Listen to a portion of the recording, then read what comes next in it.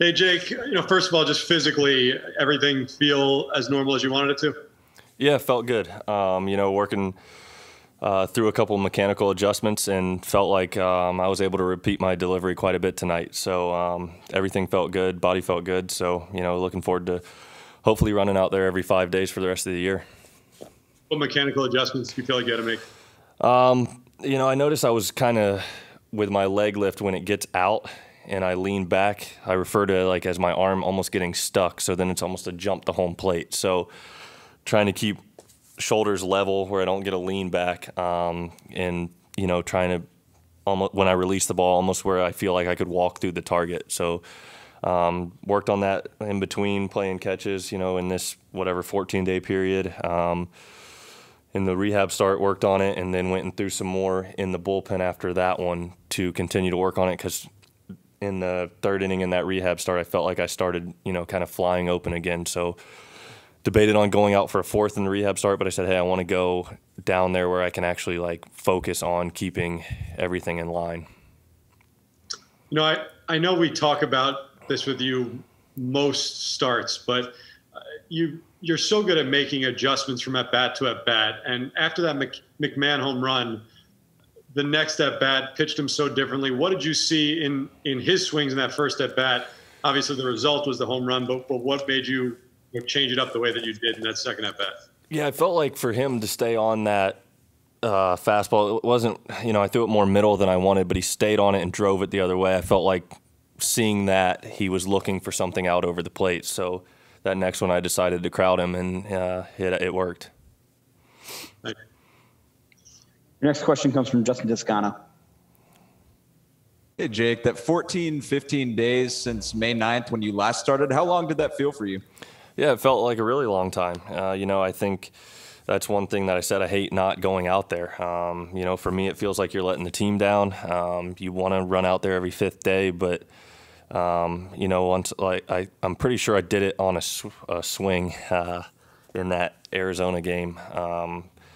Felt something, and then when I went back out for that next inning, just knew something wasn't right, and decided to be smart about it instead of push through it. It's early in the season, but like I said, that felt long, and hopefully run out there every fifth day from now on. And so you didn't feel anything like that tonight because I saw you swinging out there. No, I felt good.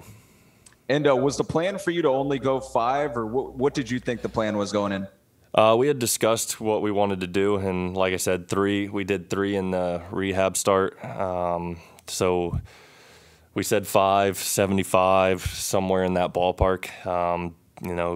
14 days not pitching in a major league game, there's definitely a little bit more adrenaline. So tried to come up with a good plan, and we thought felt like that was the right way to do it. Next up is Ed Coleman. Hey, Jake, how strange was it for you? I mean, you're used to, a couple of bullpens in between every 5 days. And how weird was this, basically 3 weeks to go through? Yeah.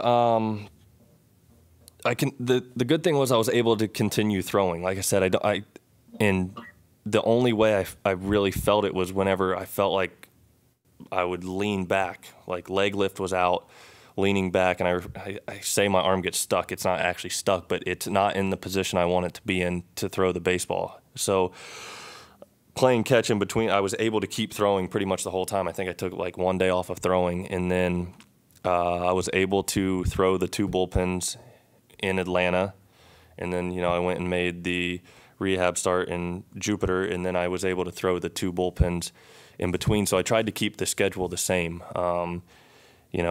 I felt the entire time playing catch, I never really felt anything. It's just when you ramp up and you are, for me, flying open and that my arm's not where it needs to be, the bigger concern was injuring something else where it turned out to be more long-term. Wanted to play it smart and be safe with it, and this early in the season, and, like I said, hopefully be out there every fifth day now on. And can we assume by the torque on the swings tonight that everything's okay there? And yeah. Hold you back at all? Yeah, everything felt good. Thanks. Anthony, you're up next. Hey, Jake. I'm curious what your opinion is on that rule that got you at second base where, if you come off by a fraction of an inch on replay, you're out. I need to stay on the bag there. I wasn't sure if I really came off, but I guess I did. I would have liked to have been out there, with the way VR swinging the bat. It would have been nice to be out there in scoring position for him, but, I popped off the bag, so I guess I just got to do a better job of staying on there. More broadly, because we see this all the time in baseball, it happened twice in today's game. Do you think that's, like, if you beat the throw of the bag, should you be safe even if you come off? No, I don't think so. I think you have to maintain contact with it. Next up is Mike Puma. Hey, Jake, since the last time we talked to you, a lot has happened to this team as far as the injuries. What's the challenge here, trying to keep this thing together and stay competitive? I